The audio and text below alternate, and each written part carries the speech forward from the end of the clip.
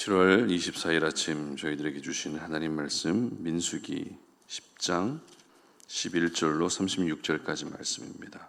둘째 해 둘째 달 20날에 구름이 증거의 성막에서 떠오르매 이스라엘 자손이 시내 광야에서 출발하여 자기 길을 가더니 바란 광야에 구름이 머무니라.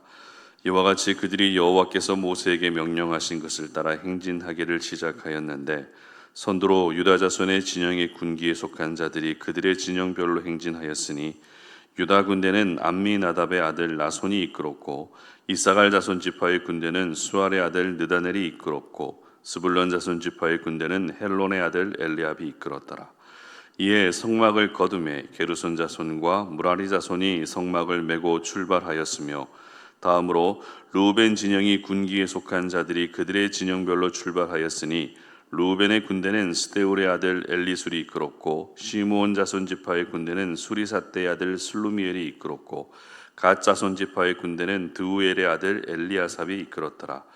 고하시는 성문을 메고 행진하였고 그들이 이르기 전에 성막을 세웠으며 다음으로 에브라임 자손 진영의 군기에 속한 자들이 그들의 진영별로 행진하였으니 에브라임 군대는 암미후세의 아들 엘리사마가 이끌었고 므낫세 자손 지파의 군대는 부다술의 아들 가말리엘이 이끌었고 베냐민 자손 지파의 군대는 기드오니의 아들 아비단이 이끌었더라.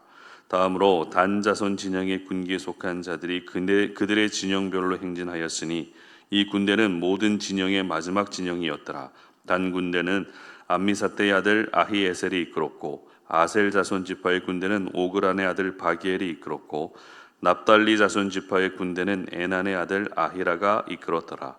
이스라엘 자손이 행진할 때에 이와 같이 그들의 군대를 따라 나아갔더라. 모세가 모세의 장인 미디안 사람 르우엘 아들 호밥에게 이르되 여호와께서 주마하신 곳으로 우리가 행진하나니 우리와 동행하자. 그리하면 선대하리라. 여호와께서 이스라엘에게 복을 내리리라 하셨느니라. 호밥이 그에게 이르되 나는 가지 아니하고 내 고향 내 친족에게로 가리라. 모세가 이르되 청하건대 우리를 떠나지 마소서. 당신은 우리가 광야에서 어떻게 진칠지를 아나니 우리의 눈이 되리이다. 우리와 동행하여면 여호와께서 우리에게 복을 내리시는 대로 우리도 당신에게 행하리이다. 그들이 여호와의 산에서 떠나 3일 길을 갈 때에 여호와의 언약궤가 그 3일 길에 앞서가며 그들의 쉴 곳을 찾았고 그들이 진영을 떠날 때에 낮에는 여호와의 구름이 그 위에 덮였었더라. 궤가 떠날 때에는 모세가 말하되 여호와여 일어나사 주의 대적들을 흩으시고 주를 미워하는 자가 주 앞에서 도망하게 하소서 하였고 궤가 쉴 때에는 말하되 여호와여 이스라엘 종족들에게로 돌아오소서 하였더라. 아멘. 질서의 하나님이라는 제목으로 오늘 아침 말씀 전합니다. 다이아몬드는 고가의 보석입니다. 그런데 다이아몬드를 쪼개고 쪼개서 원자 단위까지 분석하면 흑연 성분과 같은 하찮은 탄소의 결합으로 이루어져 있습니다. 결국 흑연 덩어리와 다이아몬드는 같은 원소로 이루어져 있다는 말입니다. 다이아몬드나 흑연을 이루는 탄소는 가장 흔한 원소로서 모든 물질의 기본 원소입니다.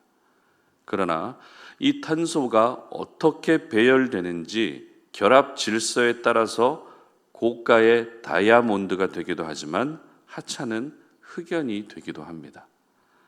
특별히 창조주이신 하나님이 이 세상을 창조하실 때 이러한 질서를 다 생각하시고 창조하셨는데요.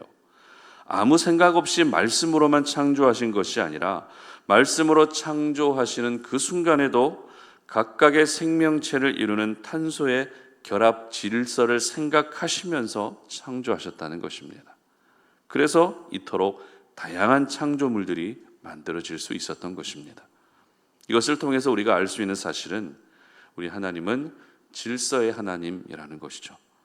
하나님이 질서의 하나님이시기 때문에 이 세상의 모든 것 안에는 질서가 있고 또 그 질서대로 움직이게 되어 있다는 것입니다. 결국 하나님의 질서를 무시하고 하나님의 질서대로 살아가지 않는 것이 바로 죄라는 것을 우리는 알 수 있습니다. 오늘 본문은 11개월간 머물러 있었던 시내 광야에서의 삶을 끝내고 다시 행진하는 장면을 기록하고 있습니다. 그런데 출애굽하고 나서 거쳐갔던 다른 지역에 비해서 이 시내 광야에 머문 시간이 압도적으로 많았는데요. 그만큼 이 시내 광야에서 있었던 일들이 중요했다라는 것을 알 수 있는 부분이죠.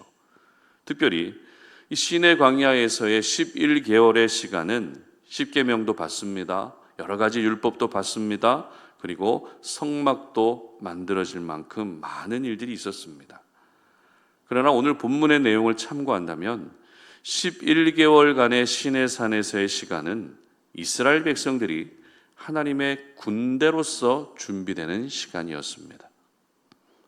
우리가 이미 살펴봤던 출애굽기 12장에서 출애굽하는 이스라엘 백성들을 가리켜 이스라엘 자손이라 표현하지 않고 여호와의 군대라고 표현했던 것을 기억하실 겁니다. 자손과 군대는 정체성과 역할이 전혀 다른 표현들입니다. 즉 이스라엘 자손을 가리켜 여호와의 군대라고 표현했다는 것은 가나안 땅에 이제 들어가기 위한 모든 과정이 군대의 정체성을 가지고 나아가야 되는 여정이라는 것을 암시하는 표현인 것이죠. 따라서 시내산에서 받은 여러 가지 율법은 군대로서 지켜야 될 군법이라 할 수 있고, 하나님께 제사를 드리기 위해 만드는 성막은 군대의 지휘관이신 하나님이 계신 본부라고도 말할 수 있는 것입니다. 그렇게 11개월간 군대로서의 면모를 갖추게 되면서 모든 준비가 끝났기 때문에 다시 행진이 시작됐던 것입니다. 그런데 여호와의 군대와 세상의 군대는 차이가 있습니다. 세상의 군대는 실전 훈련도 합니다. 그리고 무기를 다루는 훈련도 하면서 실제 전쟁에 나가도 손색이 없도록 준비하는 것이 중요합니다. 하지만 여호와의 군대는 실전 훈련을 하지 않습니다. 그렇다고 무기를 준비하지도 않았습니다. 그저 지켜야 될 원칙과 법을 알려주는 것이 전부였습니다.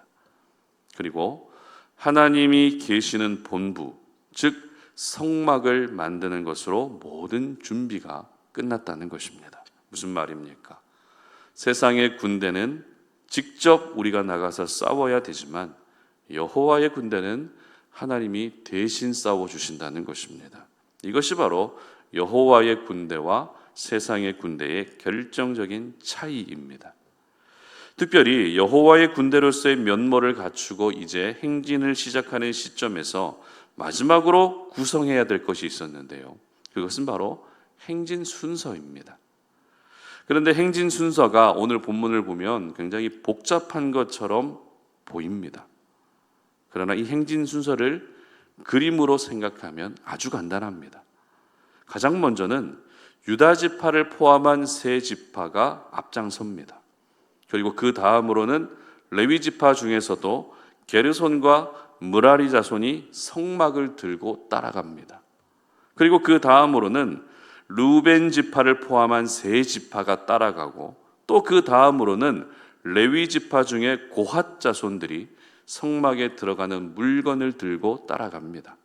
그리고 그 다음으로는 에브라임 지파를 포함한 세 지파가 따라가고, 마지막으로 단 지파를 포함한 세 지파가 따라갑니다. 그러니까 이 12지파를 세 지파씩 네 그룹으로 나누었다는 말이죠. 그리고 그 중앙에는 뭐가 있었습니까? 성막과 성물이 배치되는 순서로 행진하게 하셨다는 것입니다.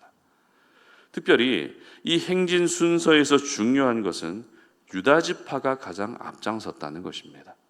우리가 잘 알고 있는 것처럼 유다 지파는 예수님이 태어나시게 될 지파로서 혈통으로는 야곱의 넷째 아들이지만 영적으로는 장자의 역할을 했던 지파입니다. 무슨 말입니까? 여호와의 군대의 선봉은 바로 예수 그리스도시라는 것입니다. 그리고 성막과 성물이 중앙에 배치됐기 때문에 여호와의 군대는 싸움에 능한 장수나 막강한 무기가 중심이 아니라 항상 하나님이 중심이 된 군대라는 것을 알 수 있습니다. 이것이 바로 여호와의 군대의 행진 순서였습니다. 앞서 서두에서 말씀드린 것처럼 모든 물질을 이루는 기본 원소인 탄소가 어떤 배열과 어떤 결합 질서를 가지느냐에 따라서 다이아몬드가 될 수도 있지만 흑연 덩어리가 될 수도 있다고 말씀을 드렸습니다. 마찬가지입니다.